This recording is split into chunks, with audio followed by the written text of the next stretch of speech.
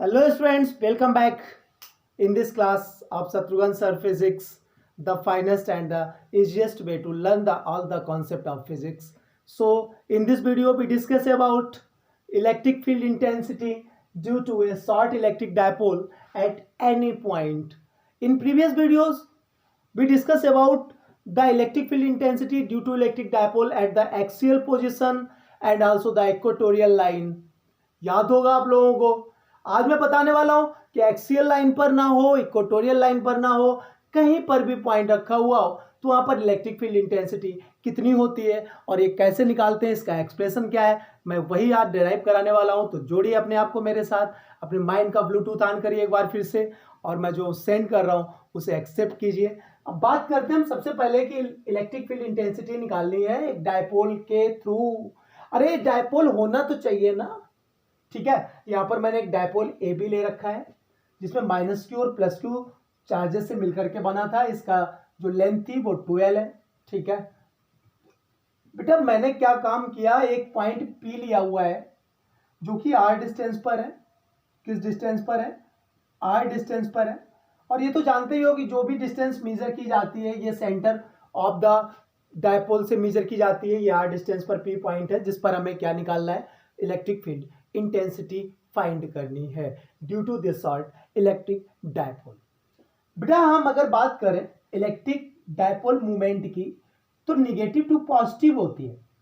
तो negative to positive का मतलब अगर ये वेक्टर P इधर जा रहा है, मैंने वेक्टर इसलिए लिया क्योंकि डायरेक्शन को शो करता है, वेक्टर डायरेक्शन भी तो शो करा रहे हैं ना। तो वेक्टर P के दो कंपोनेंट हो जाएंगे, एक कंपोनेंट ऊपर की तरफ हो जाएगा और एक कंपोनेंट ये हो जाएगा। तो ये r डिस्टेंस जो हमारी है ये मैं साइलेंट पे रखूंगा, आप लोग मैसेज याद रखिएगा। तो ये बेटा P के दो कंपोनेंट बने, एक तो बना ये P1 और एक ये बना P2, ठीक है। अगर हम महसूस करें तो P1 हमारा क्या हो जाएगा, P1 हमारा क्या होगा, महसूस करो। P1 इक्वल टू हमारा हो जाएगा भाई, ये P1 जो है ये जिस तरफ से एंगल लिया जाता है वो हॉरिजॉन्टल कंपोनेंट टाइप का होता है। तो P1 इक्वल टू हो जाएगा P cos थीटा। और जो P2 हमारा है ये कभी जरूरत पड़ेगी तो P2 इक्वल टू हम रखेंगे P sin थीटा। ये बात आप माइंड में सेव कर लीजिए। याद रखिए बेटा ये एंगल मैंने थीटा ये लिया है, हम कर सकते थे अगर ये एंगल नीचे से कंसीडर कर रहे होते तो P2 को हम कर सकते थे, P2 को क्या कर सकते थे, कॉस कर सकते थे, P1 को साइन कर सकते थे, जैसे आपकी इच्छा हो। मैंने एंगल ऊपर की तरफ लिया है, रट्टा एप्लीकेशन नहीं चाहिए, ऊपर की तरफ लिया तो हमने कॉस लगाया P1 के साथ। तो P1 equal to P cos theta, P2 equal to P sin theta, ये आपके जहन में होने चाहिए। अब बेटा हमने देखा कि जो P1 है इसकी वजह से इलेक्ट्रिक फील्ड जो हमारी जा रही है ये E1 जा रही है ऊपर की तरफ, ठीक है। अच्छा ये P2 है, ये P2 की वजह से इलेक्ट्रिक फील्ड किधर जा रही है, ये इलेक्ट्रिक फील्ड E2 जा रही है, क्लियर है। तो हम E1 E2 दोनों पहले निकाल लें, फिर बाद में जो भी करना है वो फिगर में मैं करूंगा। सबसे पहले E1 की अगर हम बात करें, E1 समझ तो गए हैं क्या है, intensity at point P due to vector P1। तो वेक्टर P1 की वजह से इंटेंसिटी हमारी E1 बनी है और E1 इक्वल टू हमारी बेटा हो कितनी जाएगी जरा महसूस करिए। ये अगर देखा जाए तो एक्सियल पोजीशन पे है, अगर P1 के हिसाब से देखें तो ये एक्सियल पोजीशन पे है। तो एक्सियल पोजीशन की पर क्या होती है 1/4 पाई एप्सिलॉन नॉट इनटू बेटा क्या हो जाती है 2P1 अपान क्या होता है, ये डिस्टेंस जो हमारी है डिस्टेंस कितनी है ये हमने r अभी बताई थी, तो ये r का क्यूब है।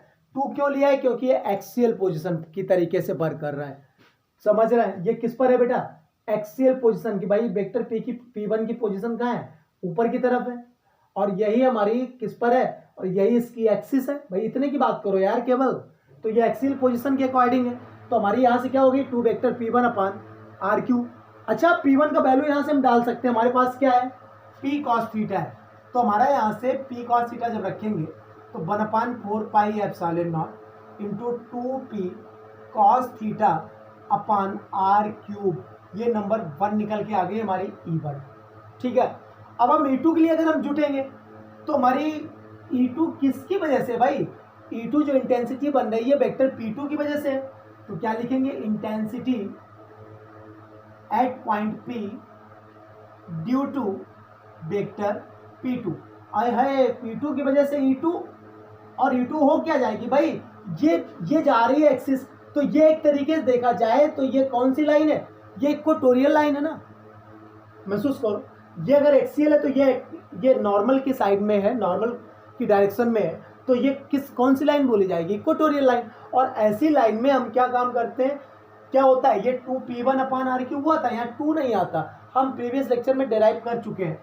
तो 1/4πε0 और क्या आना है, p2/r³ आना है। p2 का वैल्यू डालो जरा यहाँ पर, तो 1/4πε0 इंटू p2 कितना है, p sin θ/r³। ये क्वेश्चन कौन सी बनी, सेकेंड। ठीक है, अब हम देखें कि हमारा जो E1 और E2 का रिजल्टेंट जाएगा ये पक्का है कि नहीं, दोनों के मिड में जाएगा। और इन दोनों के मिड में अगर हम बात करें, सपोज करो ये हमारा वेक्टर E जा रहा है, तो वेक्टर E हमारा जो नेट है, नेट इलेक्ट्रिक चार्ज है, हम E इक्वल टू ही ले रहे हैं, वेक्टर फॉर्म में नहीं ले रहे हैं, मैं केवल डायरेक्शन में शो करा दिया। तो E इक्वल टू हमारा क्या फार्मूला बनता है, √E1² प्लस E2²। ये बात बेटा आप लोगों को पता होनी चाहिए, क्या बनती है, E1² प्लस E2²। यहाँ पर बेटा एक फार्मूले में cos थीटा भी आता है, लेकिन ये दोनों के मिड का एंगल कितना है, 90 डिग्री है। ऐसे केसेस में जब 90 डिग्री एंगल हो तो डायरेक्ट हम रूट लगा के ऐड करा सकते हैं। ठीक है, तो डायरेक्ट ऐड कराएंगे, क्योंकि E1 और E2 जो हमारी थी ये कैसी थी, ये परपेंडिकुलर थे। कैसे थे, परपेंडिकुलर थे। तो हमने यहाँ पर बेटा फार्मूला लगाया है E equal to √E1² plus E2²। Value डाल सकते हैं यहाँ पर, पढ़ को जरा कैलकुलेट करेंगे, देखते हैं क्या होता है। चलिए देखते हैं, E1 की जगह पर रखा 1/4πε0 into 2p cos theta divided by r³, और इतने का क्या लगा है, स्क्वायर लगा हुआ है, प्लस E2 की जगह पर सेकेंड इक्वेशन से रखेंगे, तो 1/4πε0 इंटू p sin θ/r³, और इतने का स्क्वायर लग गया बेटा। क्या बात समझ में आई। हाँ, अब अगले स्टेप में देखते हैं हम। तो हमारा एक बात देखना जरा, ये 1/4πε0 का स्क्वायर अलग होगा, 4πε0 का स्क्वायर अलग हुआ, ये 2 2 4 बन गया, p² बन गया, cos² थीटा बन गया, और अपान में r³ का स्क्वायर बन चुका है। ठीक है, प्लस आगे इसमें जरा दिमाग लगाओ, तो ये 1/4πε0 का स्क्वायर तो अलग हुआ, फिर क्या बना है, p² sin² थीटा बना है, अपान में बेटा r³ का स्क्वायर बना है कि नहीं बना है। अब रूट के बारे में थोड़ा डायरेक्ट कर रहा हूं, आप लोग मेरे साथ जुड़े, क्लास 12th में पहुंच गए, आगे IIT की तैयारी करेंगे, तो शायद इतने बच्चे नहीं हैं, आप बच्चा पार्टी जरूर है मगर बच्चे नहीं है, समझ सकते हैं इस बात को। बेटे हमें अगर बात करें तो ये चीज और ये चीज दोनों में कॉमन है, और कॉमन होने के साथ में ये स्क्वायर लगा हुआ है, तो रूट के बाहर निकलेगी, तो 1/4πε0 निकल के बाहर आ गया। कैसे, ये स्क्वायर वाला टर्म, ये और ये टर्म दोनों में एक कॉमन है, कॉमन रूट के अंदर आएगा, और रूट के अंदर जब स्क्वायर कॉमन आएगा तो रूट के बाहर आने पर स्क्वायर गायब हो जाएगा, और बड़े इज्जत से रूट के बाहर निकल के आ जाएगा, निकल के आ गया। हाँ, अभी और देखते हैं, अभी और भी बहुत कुछ है। ये p² है, ये p² है, दोनों में p² कॉमन मिलेगा तो बाहर निकल के p आ जाएगा। अपान में देखना, ये r³ का स्क्वायर दोनों में कॉमन, तो r³ नीचे से निकल के आ गया, बट रूट के अंदर बचा क्या, ये महसूस करने वाली बात है।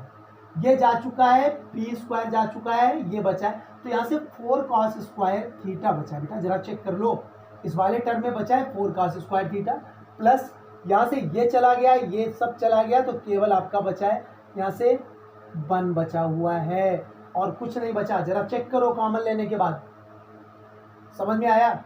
ये दोनों स्टेप इसमें कॉमन थी, कॉमन निकालने के बाद बाहर आया तो रूट स्क्वायर गायब हो गया। नीचे से r³ का स्क्वायर था, दोनों में कॉमन मिला तो स्क्वायर गायब हो गया, r³ मिला। ऊपर से p² कॉमन था तो केवल p मिला, क्योंकि स्क्वायर बाहर आके गायब हो गया। अंदर बचा है 4 cos² थीटा, प्लस यहाँ से बचा है आपका 1 नहीं लिख सकते, यहाँ पर 1 नहीं बचा है, सॉरी, यहाँ पर देखो जरा झांक के, तो sin² थीटा बचा है। क्या बचा है, sin² थीटा। क्लियर है। अगले स्टेप में जब बात कराएंगे तो 1/4πε0 इंटू p/r³, और इंटू में रूट के अंदर बेटा ये 4 cos² थीटा है, इसको अगर हम 3 cos² थीटा अलग करें और 1 cos² थीटा अलग करें, ठीक है, तो 3 cos स्क्वायर थीटा अलग कर दिया और एक cos स्क्वायर थीटा अलग कर दिया, आगे प्लस का साइन स्क्वायर थीटा पहले से ही रखा हुआ है, दिखाई दे रहा है। तो अब बेटा देखो ये sine square theta plus cos square theta की वैल्यू रूट के अंदर कितनी हो गई, 1 हो गई। तो हमारा 1/4 pi epsilon naught into P upon R cube into root के अंदर बना 3 cos स्क्वायर थीटा प्लस 1। यही एक्सप्रेशन निकल के आ गया आपका field intensity due to a short electric dipole at any point. ये हमारा निकल के आ चुका है। अब जरा करके देखो थोड़ी देर के लिए मेरे साथ महसूस करना। कुछ केसेस बना रहा हूं मैं, केसेस के लिए मैं बात कर रहा हूं। तो हमने स्पेशल केस लिया कि एक्स, अब भाई किसी भी पॉइंट के लिए तो क्या ये एक्सियल लाइन पर कोई पॉइंट अगर रखा हो तब के लिए नहीं होगा, कि इक्वेटोरियल पर रखा हो तब के लिए नहीं होगा, सबके लिए होना चाहिए। तो स्पेशल केसेस में हम बात करते हैं। केस फर्स्ट, अगर ये एक्सियल लाइन पे हो तो ये पक्का है कि ये पॉइंट यहां ना होकर के इस लाइन पे हो, तो थीटा कितना हो जाना चाहिए, महसूस करो। एक्सियल लाइन यही तो होगी जाके, तो ये पॉइंट यहां ना बैठ के यहां बैठा होता तो ये झुकता झुकता चला आता, तो थीटा इक्वल टू 0 बनता कि नहीं बनता, एक्सियल के लिए थीटा 0 हो जाता। अगर थीटा 0 इसमें रख के वही एक्सप्रेशन आ रहा है जो हमने एक्सियल निकाला है, तो हमारा ये कॉन्सेप्ट सटीक है। तो थीटा की जगह पर 0 रखो बेटा, तो जब यहाँ पर 0 रखोगे तो cos 0 वैल्यू 1 होती है, क्या होती है 1। तो 1 जब रखेंगे तो इक्वल टू हमारा क्या हो जाएगा 1/4 pi epsilon naught into P upon R cube. और इसी जगह पर हमने जब थीटा की जगह पर 0 रखा तो cos 0 वैल्यू 1 हुई, 1 का स्क्वायर 1 हुई, 3 बन जा 3 हुआ, और साथ में रूट के अंदर 3 1 मिलके क्या बन गया 4 बन गया। और रूट 4 की वैल्यू क्या होती है 2 होती है। ये तो एक्सियल वाली कंडीशन सटीक बैठ गई। फिर से बात को समझो, थीटा की जगह पर मैंने 0 रखा, cos 0 वैल्यू 1 बनी, 1 का स्क्वायर 1 हुआ, और 1 का 3 में मल्टीप्लाई 3 हुआ, और 3 1 मिलके 4 बना, 4 का स्क्वायर रूट 2 बना, तो ये 2 लग गया ना साथ में, ठीक है, ये तो सटीक बैठ गया। अब के सेकंड की बात करते हैं। अगर ये इक्वेटोरियल लाइन पे हो जाए तो थीटा 90 डिग्री हो जाएगा डायरेक्टली, जरा महसूस करो। अगर ये वाला पॉइंट हटके इस लाइन पे आ जाए, इस लाइन पर, तो थीटा कितना हो जाएगा 90 डिग्री। तो जब थीटा 90 तो cos 90 वैल्यू 1 होती है, क्या होती है 1। तो इसकी जगह पर भाई सॉरी cos 90 वैल्यू क्या होती है 0 होती है, सॉरी मैंने भूल से बोल दिया 1। तो यहाँ पर cos 90 वैल्यू क्या हो जाएगी 0, तो 3 इंटू 0 0 ही बना, 0 प्लस 1 आपका 1 ही रहा, तो रूट 1 की वैल्यू आपकी 1 आएगी। ये इतना पूरा पोर्शन 1 हो गया, तो इक्वल टू आपका क्या बन गया 1/4 pi epsilon naught into P upon R cube. ये बेटा ये लॉलीपॉप चीज़ है, केवल थीटा की जगह पर 90 डाल के आप इतने वैल्यू निकालेंगे तो आपका 1 ही आएगा। तो ये भी कंडीशन सटीक बैठ गई। तो इस तरीके से हमने निकाल दिया field intensity due to short electric dipole at any point, और मैंने दोनों केसेस को यहाँ पर क्लियर भी करा दिया, ठीक है। ये इसका आप लोग स्क्रीनशॉट लीजिए, फिर मैं डायरेक्शन की बात कराता हूँ। थोड़ा हो गया ना, चलिए मैं ऊपर थोड़ा इरेज करता हूँ। ये E1 E2 इरेज नहीं करूँगा क्योंकि इसकी मैं जरूरत पड़ने वाली है, यही से मैं इरेज करे ले रहा हूँ। अभी मैंने बात की थी मैग्नीट्यूड के लिए, अब थोड़ा डायरेक्शन के लिए बात कर लेते हैं भाई। इसके लिए डायरेक्शन के लिए, तो बेटा जब हम डायरेक्शन के लिए बात करेंगे, हमने लेट कर लिया थोड़ी देर के लिए कि ये वाला जो एंगल था ये 90 डिग्री था, बढ़िया बात है ये ओवरऑल। लेकिन ये एंगल हमने सपोज करो थोड़ी देर के लिए अल्फा ले लिया, कि जो हमारा रिजल्टेंट है वो E1 के साथ में अल्फा एंगल बनाता है, ठीक है। ये बना रहा है, महसूस करना, जब ये बना रहा है, ये E2 हमारा क्या है, मैं थोड़ा साइज कर दूँ, इसको इरेज कर दिया था हल्का सा। तो ये 4 पाई, तो ये तो यही बात रही है, इंटेंसिटी भी है, कोई ज़रूरत नहीं है, हालांकि अब इसकी डेरिवेशन हमारा हो चुका है, बट फिर भी लिख दूँ। तो बेटा ये अगर हम बात करें तो tan अल्फा इक्वल टू क्या हो जाएगा, ये E2 अपान E1 होगा। कैसे होगा जरा समझना। अगर इसके पैरेलल यहाँ से ये ड्रॉ कर रहे हैं, अगर ये वेक्टर E2 है तो ये भी तो वेक्टर E2 होगा। तो जो ये वो ये, और tan, ये अगर tan अल्फा की बात कराएं, ये एंगल अगर हमने अल्फा लिया है तो tan अल्फा इक्वल टू क्या होता है, पापा बियर पियोगे, हाँ बेटा, फार्मूला होता है परपेंडिकुलर अपान बेस। तो परपेंडिकुलर E2 और बेस हमारा E1, बात को महसूस करो, ये हमारा E2 हुआ, ये अगर एंगल हमारा अल्फा है तो ये हमारा बना E2 और ये लेंथ कही जाएगी E1। तो tan अल्फा इक्वल टू क्या बनेगा E2 अपान E1, समझ रहे हैं। तो यहाँ से अगर हमारा एंगल अल्फा है तो क्या बना, tan alpha equal to E2 upon E1। आए हाय, E2 E1 दोनों हम ऊपर निकाल चुके हैं, इसीलिए रेस नहीं किया था, रखो यहाँ पर।